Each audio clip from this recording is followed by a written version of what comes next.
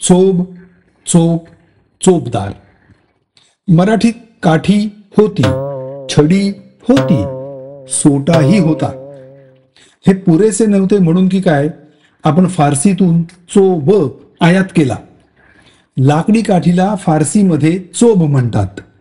मराठीत आपण त्या चोबचा चोप केला आणि हा शब्द इथे चांगलाच रुळला. त्याचं सर्वात उत्तम उदाहरण म्हणजे चोपदार. राजाच्या मागे नेहमी भालदार चोपदार असत.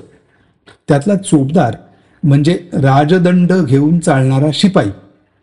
कारण राजदंड कितीही महत्वाचा असला, कितीही नटवलेला सजवलेला असला तरी असते ती मूलतः काठीच. त्यामुळे राजदंडधारी म्हणजे चोपदार. फारसीत याला चोपगार म्हणतात.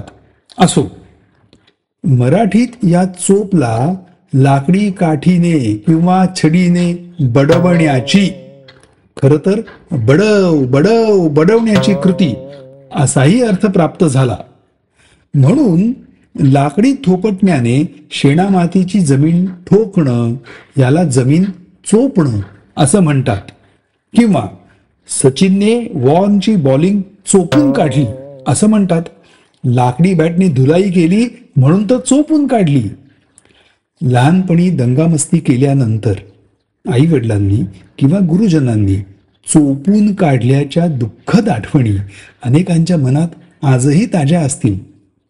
त्या सत्कार समारंभाला चोप देणं असं का म्हणतात ते कळलं असेल आता. अहो, काठीने किंवा छडीने मिळणाऱ्या प्रसादाला दुसरं काय म्हणणार.